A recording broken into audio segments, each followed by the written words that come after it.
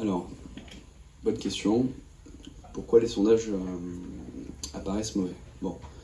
Moi, je voudrais juste dire une chose, là. Je ne sais pas si vous avez vu paraître, il y a un article qui est paru dans Le Monde il y a 4-5 jours.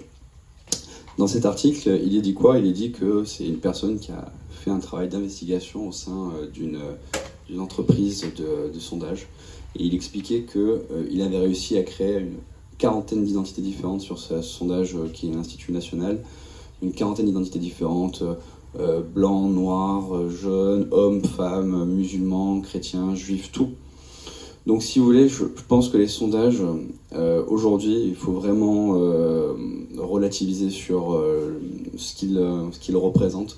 Parce qu'aujourd'hui, on a des méthodes pour solliciter les gens qui sont différentes de ce qui se faisait avant. On travaille beaucoup plus sur Internet avec une base de données qui est déjà fixe, ancrée, et non plus par des démarchages téléphoniques comme ça pouvait se faire avant. Je dirais aussi qu'en 95, Balladur a été donné gagnant très largement, finalement il a perdu, la couture. Qui aurait dit que Jean-Marie Le Pen serait au deuxième tour en 2002? Personne.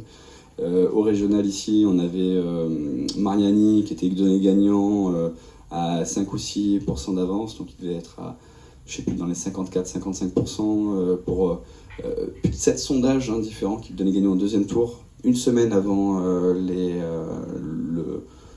même le début du premier tour. Au final, on a vu que là, il y a un réel décalage souvent entre les sondages et les résultats. Alors, pour ce qui est de la question initiale, donc quelles sont les raisons? Je dirais qu'il y a un traitement médiatique qui est fait des programmes et des sujets avancés par Éric Zemmour qui est biaisé parce qu'il y a une idéologie qui domine dans les équipes de rédaction. Et c'est vrai que parfois, on est dans une ère où on est plus dans l'émotion que dans la réflexion. Et il y a des sujets sur lesquels, si on ne prend pas la peine d'expliquer 30 secondes le pourquoi du comment, on peut mal l'interpréter. Et c'est d'ailleurs ce qui est regrettable, c'est que je trouve qu'aujourd'hui, on a de plus en plus de journalistes qui sont là, qui ne vont pas donner les éléments de réflexion aux gens, mais qui vont juste balancer une information pour susciter de l'émotion. Alors, en même temps, je comprends, le métier de journaliste, c'est aussi l'émotion. Ça génère de la vue, ça génère du clic, ça génère de la visibilité, de l'intérêt.